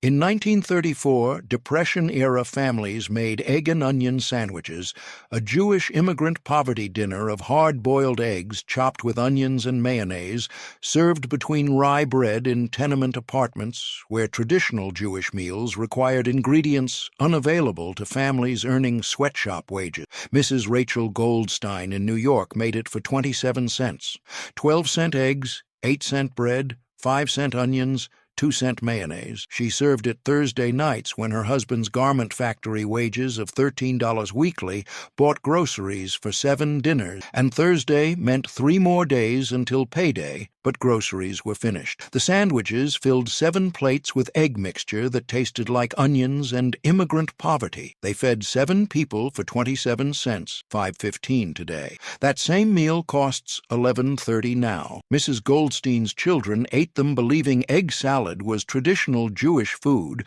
because their mother served it on rye bread using Yiddish name, maintaining the fiction that poverty meals were cultural meals, even when poverty was the only only culture being maintained. It proved Depression-era immigrant families rebranded poverty as tradition because admitting you couldn't afford traditional foods meant admitting assimilation had failed to deliver promised prosperity. The sandwich represented Judaism adapted to American poverty. Mrs. One, Goldstein's mother in Poland, served Sabbath dinners with challah, gefilte fish, chicken soup, brisket, vegetables, and dessert. Mrs. Goldstein in New York served egg and onion sandwiches on Thursday nights, calling it traditional Jewish meal, because maintaining Jewish identity through food mattered even when the food bore no resemblance to actual Jewish traditional meals that required ingredients American poverty made impossible. The eggs and onions on rye bread maintained the performance of Jewish cooking using the only Jewish ingredients available: bread from Jewish bakery, preparation following Jewish dietary laws, while acknowledging implicitly that American immigration had delivered poverty rather than the prosperity that had motivated leaving Poland. The sandwich also represented generational tension. Mrs. Goldstein's mother-in-law refused to eat egg and onion, calling it American poverty food, not Jewish food, creating dinner table conflicts where elder generation insisted on maintaining authenticity, while younger generation insisted on maintaining survival. Mrs. Goldstein couldn't afford chicken for soup, couldn't afford brisket for Sabbath, couldn't afford the traditional foods that made meals Jewish beyond simply following kosher rules, leaving her defending egg sandwiches as traditional, while her mother-in-law insisted tradition required more than eggs and onions, even when more than eggs and onions was financially impossible. In 1935, Depression-era families made pickled beets and eggs, a Pennsylvania Dutch preservation dinner of hard-boiled eggs pickled in beet juice, served cold in farming households where preservation meant food security during winters when fresh food didn't exist and money didn't exist to buy canned goods. Mrs. Emma Yoder in Pennsylvania made it for 23 cents, 11-cent eggs, 8-cent beets, 4-cent vinegar. She served it Wednesday nights when farm income from selling milk to neighbors provided $4 weekly, barely covering property taxes and leaving nothing for groceries beyond what the farm produced. The pickled eggs filled 8 plates with purple stained eggs that tasted like vinegar and food preservation. They fed 8 people for 23 cents, $4.40 today. That same meal costs $10.60 now. Mrs. Yoder's children ate pickled eggs because pickling preserved summer's eggs through winter when chickens stopped laying, turning August abundance into February protein that kept family fed when buying eggs meant spending cash the farm didn't generate. It proved Depression-era farming families relied on preservation techniques from previous centuries because Depression agricultural economics made buying food impossible for families producing food. The pickled eggs represented sustainable poverty. Mrs. Yoder's family produced eggs, beets, vinegar, and labor required to pickle them, creating preserved protein that cost nothing except time and ingredients they grew themselves. They were poor measured by cash income, but not poor measured by food availability, creating the peculiar condition of farm poverty where families ate 3 meals daily while earning less than $200 annually in cash income. Her husband worked 16-hour days. Her children worked before and after school.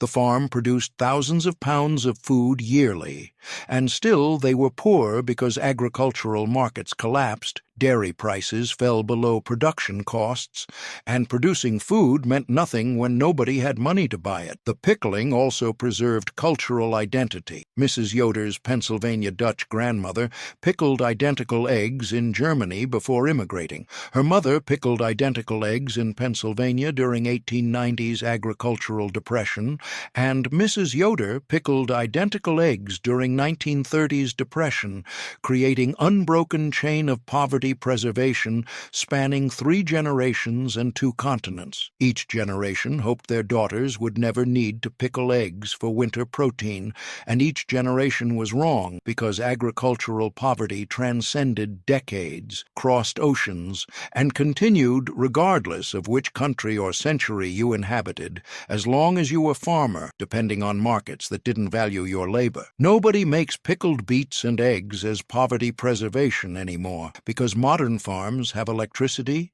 refrigeration, and agricultural subsidies that prevent Depression-era poverty cycles. It disappeared when rural electrification brought refrigeration, when farm programs stabilized agricultural income, when admitting your Pennsylvania Dutch grandmother pickled eggs for winter protein became story about food preservation tradition instead of typical Wednesday dinner, when farm families produced food but earned no cash, when preservation was poverty insurance, when pickling eggs meant you would eat in February. In 1936, Depression-era families made mock chicken legs, a deceptive poverty dinner of ground pork mixed with breadcrumbs, formed around wooden sticks to resemble chicken drumsticks, fried until brown, served in households where mock foods allowed families to pretend they were eating expensive proteins while actually eating cheap ground meat, formed into shapes that performed prosperity. Mrs. Helen Morrison in Ohio made them for 38 cents, 26-cent ground pork, 8-cent breadcrumbs, 4-cent eggs for binding. She served them Sunday afternoons when church families visited, and serving chicken meant social performance, even when the chicken was ground pork on a stick, pretending to be chicken. The mock legs filled 8 plates with fried meat that tasted like pork, pretending to be chicken. They fed 8 people for 38 cents, $7.40 today. That same meal costs $1,580 now. Mrs. Morrison's children ate them with knife and fork, holding the stick like a real drumstick, maintaining the fiction that family was eating chicken dinner, even when everyone knew mock chicken was ground pork, because real chicken cost 58 cents per pound and remained impossible for families earning $12 weekly wages. It proved Depression-era families valued the performance of prosperity more than admitting poverty, creating elaborate deceptions where ground meat on sticks became chicken dinner, requiring complicity from everyone eating to maintain the fiction. The mock food category was Depression innovation. Mock apple pie used crackers, mock chicken legs used ground pork, mock ham loaf used ground bologna, creating entire cuisine based on substitution and deception, where cheaper ingredients impersonated expensive ingredients through shaping, naming, and collective agreement to pretend the substitution was intentional sophistication rather than economic necessity. Mrs.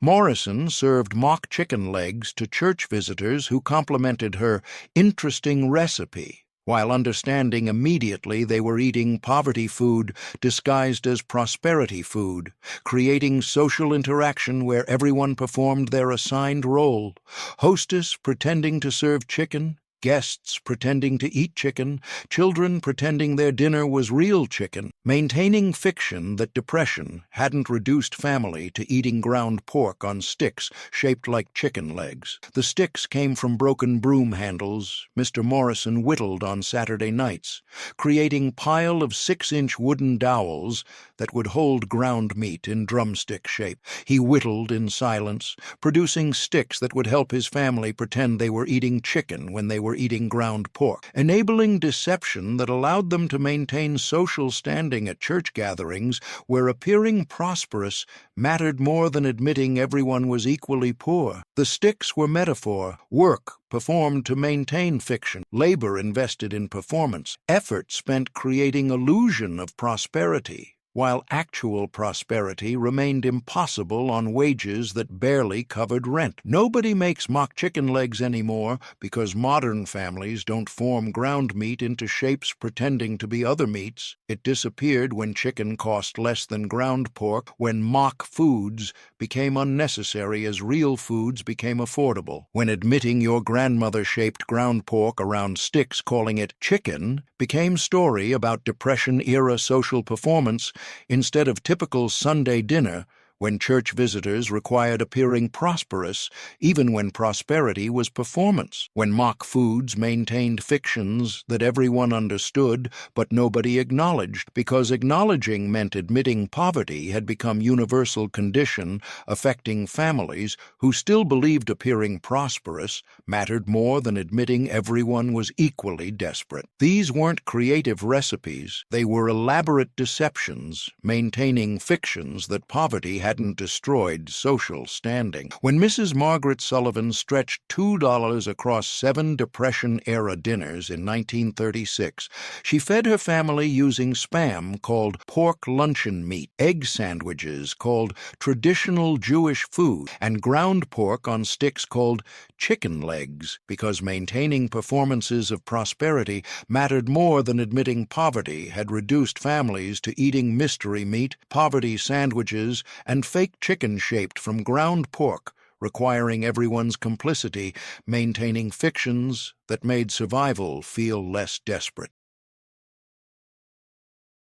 In 1938, Depression-era families made cream of wheat with butter, a breakfast as dinner of wheat farina cooked in water, topped with butter pat, served in households where breakfast foods became acceptable. Dinner options during final Depression years, when families had been eating poverty meals so long that distinctions between breakfast and dinner collapsed into whatever fills stomachs with minimum cost. Mrs. Alice Thompson in Kansas made it for 14 cents, 9-cent cream of wheat, 5-cent butter. She served it Monday nights when her husband's road crew wages of $17 a weekly bought groceries for 7 dinners, and Monday meant 6 more days to make $2 last. The cream of wheat filled 7 bowls with beige porridge that tasted like wheat and breakfast for dinner surrender. It fed 7 people for 14 cents, $2.90 today. That same meal costs $7.40 now. Mrs. Thompson's children ate it without complaint,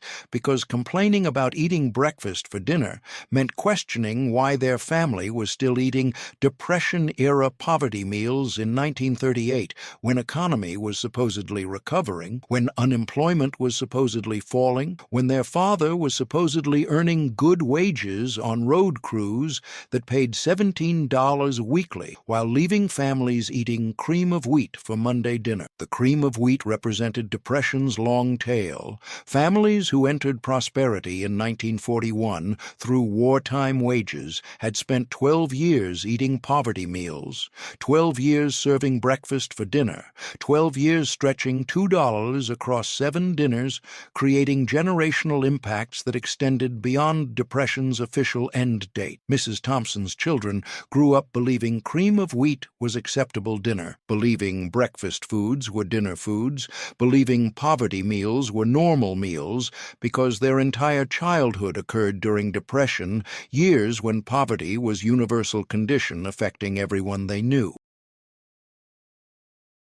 In 1937, Depression-era, families made fried green tomatoes, a southern end-of-season dinner of unripe tomatoes sliced, dredged in cornmeal, fried in lard until crispy, served in sharecropper households where eating unripe vegetables meant not wasting anything that grew even when it wasn't ready for harvest, because hunger didn't wait for produce to ripen properly. Mrs. Ruby Lee Jackson in Georgia made them for 17 cents, 0-cent green tomatoes from garden before frost killed plants, 9-cent cornmeal, 8-cent lard. She served them Friday nights when sharecropping wages of $1.50 daily meant weekly income of $9 bought groceries for 7 dinners, feeding 10 people including grandparents who lived with the family because elderly people couldn't survive alone on 0 income. The fried tomatoes filled 10 plates with green slices that tasted like unripe vegetables vegetables and agricultural poverty. They fed 10 people for 17 cents, $3.30 today. That same meal costs $12.80 now. Mrs. Jackson's children ate unripe tomatoes because September frost was coming. Tomatoes wouldn't ripen before plants died, and letting food rot in the garden while family went hungry was sin against God and common sense, even when the food was unripe and sour and required heavy cornmeal coating to make it palatable at all. The fried green tomatoes represented agricultural poverty's cruel timing. Sharecroppers who spent March through September growing crops for landowners had small personal gardens that provided family vegetables, but September harvest coincided with cotton harvest, requiring all family labor in field, leaving gardens unharvested until frost threatened, forcing families to eat unripe produce before it was lost. Mrs. Jackson's family worked cotton fields, earning $1.50 daily, while their garden tomatoes sat unripe because cotton harvest couldn't wait, and family labor was required in landowners' fields rather than their own gardens. The meal also represented intergenerational poverty. Mrs. Jackson's grandparents lived with family because Depression-era elderly had no social security, no pensions, no retirement income, surviving only through family charity that strained already poor households. Her grandfather was 73, too old for field work, but still requiring food, shelter, clothing from family earning $9 weekly, feeding 10 people. Mrs. Ando Jackson fried green tomatoes, feeding 10 people on 17 cents because alternative was choosing which family members ate, which elderly relatives went hungry, which children missed meals. Choices Depression-era poverty forced on families where employment didn't produce sufficient income to feed extended families, but family structure required caring for elderly who had no other survival options. In 1933, Depression-era families made milk and bread soup, an immigrant poverty dinner of stale bread broken into bowls, covered with hot milk, sprinkled with sugar, eaten in Eastern European immigrant households where soup was linguistic category, including anything liquid poured over starch, because calling it soup made poverty sound like cuisine instead of admission that family was eating wet bread for dinner. Mrs. Katerina Novak in Chicago made it for 16 cents, 5-cent stale bread, 9-cent milk, 2-cent sugar. She served it Tuesday nights when her husband's stockyard wages of $11 weekly bought groceries for 7 dinners, feeding 8 people, and Tuesday meant 5 more days to make remaining $1.50 last. The soup filled 8 bowls with bread that tasted like milk and poverty disguised as ethnic food. It fed 8 people for 16 cents, $3.10 today. That same meal costs $8.20 now. Mrs. Novak's children ate it believing milk and bread soup was Czech traditional food because their mother used Czech name and served it in bowls with spoons, maintaining the fiction that poverty meals were cultural meals even when the culture being maintained was poverty, culture universal to all immigrant groups regardless of country of origin. It proved Depression-era immigrant families rebranded survival tactics as ethnic traditions because admitting you were serving wet bread for dinner required acknowledging assimilation had delivered poverty rather than prosperity. The soup represented immigrant disillusionment. Mrs. Novak's family immigrated to America in 1921, believing Chicago offered prosperity, opportunity, wages that would allow living beyond survival level they'd experienced in Czech villages. 12 years later, they were eating milk and bread soup for Tuesday dinner, working stockyard jobs that paid barely enough to cover rent, living in tenement apartments worse than Czech village houses they'd abandoned, questioning why they'd crossed an ocean to eat identical poverty meals in different country, speaking different language, but experiencing identical economic conditions rations that made immigration feel like horizontal movement rather than upward mobility they'd been promised. The bread Mrs. Novak used came from Monday's leftover breakfast bread, Tuesday's leftover lunch bread, accumulating stale bread throughout the week in tin box under sink, using Friday's accumulated bread for Friday's bread pudding, and Tuesday's accumulated bread for Tuesday's milk and bread soup, creating system where nothing was wasted. In 1934, Depression-era families made succotash, a Native American poverty dinner of corn and lima beans boiled together with butter, served in rural households where corn and beans were crops grown for animal feed, but became human food when cash crops failed and families ate what they'd intended to feed livestock, because hunger didn't distinguish between human food and animal feed when both prevented starvation. Mr. Charles Henderson in Indiana made it for 21 cents, 8-cent corn kernels, 9-cent dried lima beans, 4-cent butter. He served it Wednesday nights when farm income from selling milk to cheese factory provided $7 weekly, and Wednesday meant 4 more days until Saturday's pittance from selling eggs at town market. The succotash filled 9 plates with yellow and white mixture that tasted like animal feed and agricultural desperation. It fed 9 people for 21 cents, $4.10 today. That same meal costs $10-30 now. Mr. Henderson's children ate corn intended for pigs, beans intended for cattle, because farm animals could survive on less diverse diets than humans theoretically required, but practically couldn't access when farm income disappeared, crop prices collapsed, and agricultural markets stopped functioning in ways that allowed farmers to sell crops for money rather than eating crops themselves while animals went hungry, because choosing between feeding children and feeding livestock meant children ate animal feed while livestock starved, creating farms where humans ate animal diets and animals died from malnutrition because Depression agricultural economics made feeding both impossible on farm incomes averaging $7 weekly. The succotash represented agricultural collapse's peculiar cruelty. Farmers producing food couldn't sell food, couldn't afford to feed their own livestock, ended up eating the feed corn and feed beans they'd grown for animals, because growing human-grade food required resources farmers didn't have, while growing animal-grade food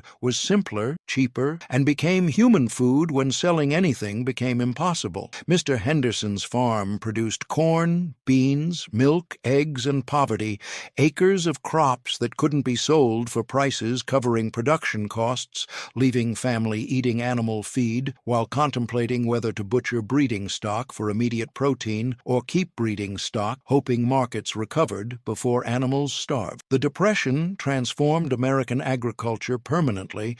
Farmers who survived by eating animal feed, by butchering breeding stock, by abandoning traditional farming for subsistence farming, learned that agricultural markets were fundamentally unstable, that producing food didn't guarantee selling food, that farming as business was different from farming as survival strategy. Mr. Henderson's father farmed commercially, selling crops at market prices that covered costs and produced profit. Mr. Henderson farmed for survival, eating what he couldn't sell, watching crops rot because harvest costs exceeded sale prices, learning that his grandfather's commercial farming model no longer worked in Depression-era agricultural economics, where producing food was simple, but selling food was impossible.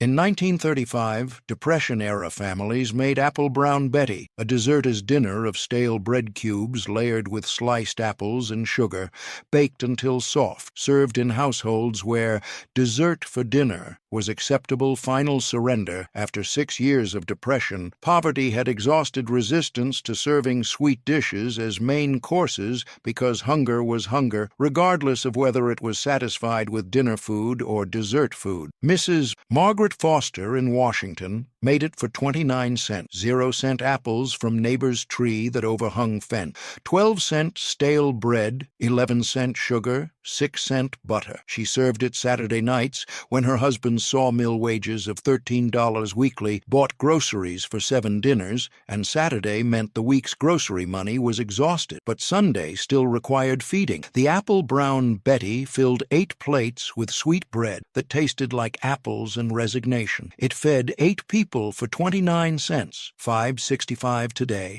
That same dessert costs $11.20 now. Mrs. Foster's children ate it, believing dessert for dinner was special treat rather than recognition that Mother had failed to make grocery budget last the full week, that Saturday's dessert dinner meant Friday's grocery money was gone, that apple-brown Betty was admission of defeat disguised as celebration because calling it special dessert night prevented children from understanding their family was eating apples and stale bread for Saturday dinner because actual food had run out Friday. The dish represented Depression's long-term psychological impacts. Families who entered Depression believing poverty was temporary emergency discovered after 6 years that poverty was permanent condition requiring adaptations that would have seemed unthinkable in 1929. Mrs. Foster's family served dessert for dinner in 1935 without shame because shame required believing poverty was aberration rather than recognizing poverty had become normal condition that required surrendering standards that characterized pre-Depression life. They had eaten dessert for dinner so many Saturdays that it became tradition rather than failure, routine rather than emergency, accepted practice rather than shameful admission. The apples came from neighbor's tree that overhung fence, technically neighbor's property, practically community resource during Depression, years when property rights were negotiated through informal agreements, allowing neighbors to harvest fruit that would otherwise rot because owner couldn't harvest it all. Mrs. Foster filled buckets with fallen apples, taking fruit that would have been waste, transforming it into Saturday dinner that fed 8 people, creating gray market economy where Depression-era neighbors shared resources through tacit agreements never explicitly discussed because discussing them meant acknowledging the poverty that made sharing necessary. The bread was stale bread saved throughout the week. The sugar was rationed sugar purchased in smallest possible quantities. The butter was butter stretched across multiple meals by using minimum amounts. These weren't resourceful meals. They were resignations disguised as recipes. When Mrs.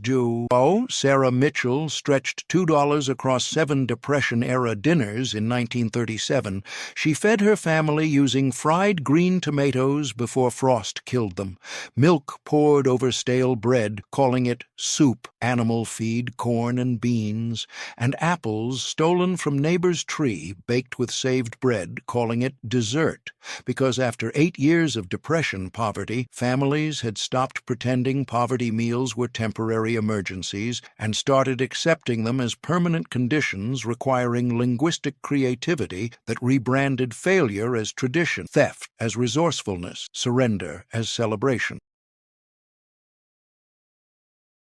In 1936, Depression-era families made potato and carrot stew, a 2-vegetable poverty dinner of potatoes and carrots boiled in water with salt, served in rural households where stew meant boiling whatever vegetables existed without meat, fat, or seasoning beyond salt. Mrs. Dorothy Hayes in Kentucky made it for 19 cents, 13-cent potatoes, 6-cent carrots. She served it Monday nights when farm income of $5 weekly meant choosing between buying meat or paying property taxes, and Monday meant 6 more days until Saturday's egg-selling money arrived. The stew filled 7 bowls with vegetable water that tasted like poverty and root cellars. It fed 7 people for 19 cents, $3.70 today. Nobody makes 2-vegetable stew anymore because modern families don't serve meatless, fatless, flavorless boiled vegetables, calling it stew while maintaining fiction. It's adequate dinner. In 1932, Depression-era families made biscuits and gravy, a Southern poverty breakfast as dinner of baking powder biscuits covered with flour, water, grease gravy, served in households where gravy contained no meat, no milk, no ingredients except flour browned in bacon grease and thinned with water until it resembled sauce. Mrs. Betty Lou Crawford in Tennessee made it for 22 cents, 11-cent flour, 8-cent lard, 3-cent baking powder. She served it Thursday nights when her husband's sawmill wages of $8 weekly meant Thursday was last day grocery money existed before Friday payday. The gravy filled 6 plates with beige sauce that tasted like flour and fat. It fed 6 people for 22 cents, $4.30 today. Nobody makes flour water gravy anymore because modern families have access to actual gravy ingredients beyond flour and grease.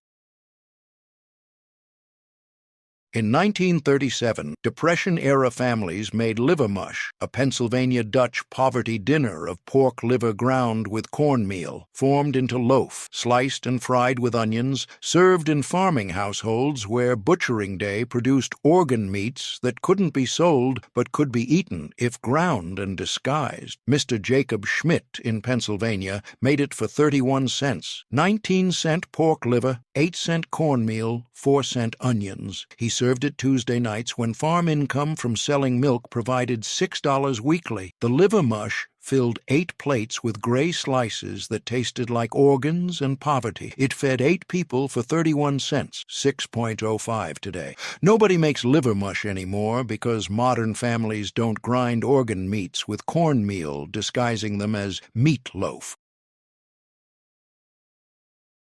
In 1933, Depression-era families made cornbread and buttermilk, a Southern poverty dinner of cornbread crumbled into bowls, covered with buttermilk, eaten with spoons like cereal in sharecropper households where dinner was whatever combination of corn and dairy existed, because those were the only foods sharecroppers produced for themselves while growing cotton for landowners. Mrs. Viola May Johnson in Alabama made it for 18 cents, 9-cent cornmeal, 7-cent buttermilk, 2-cent lard.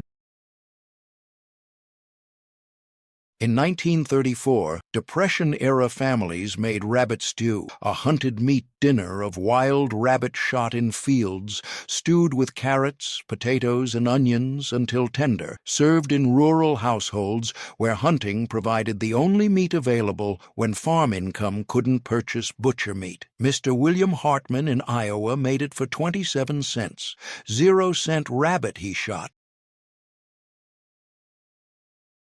In 1935, Depression-era families made fried salt pork with potatoes, a preservation meat dinner of salt-cured pork, sliced and fried with potatoes until crispy, served in households where salt pork was only meat that lasted without refrigeration, when ice delivery was luxury most families couldn't afford. Mrs. Emma Schneider in Wisconsin made it for 33 cents.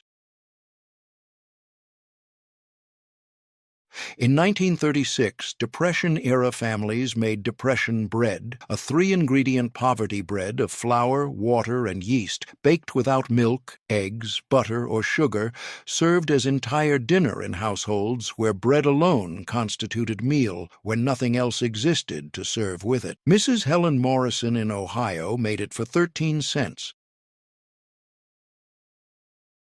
In 1932, Depression-era families made chicken feet soup, a scrap meat dinner of chicken feet boiled for hours until gelatin released, creating broth served with rice in households where butchers gave away feet free because nobody bought them until Depression made free food valuable regardless of what body part it came from. Mrs. Anna Chen in San Francisco made it for 11 cents. In 1935, Depression-era families made ketchup soup, an institutional poverty dinner of ketchup mixed with hot water until soup-like, served with crackers in households receiving government commodity distributions, where ketchup was classified as vegetable providing tomato serving in liquid form. In 1931, Depression-era families made hot water cornbread, a 3-ingredient poverty bread of cornmeal mixed with boiling water and salt, formed into patties, fried in lard until crispy, served as entire dinner in sharecropper households where cornmeal was only ingredient that existed consistently. These 60 Depression-era dinners weren't recipes.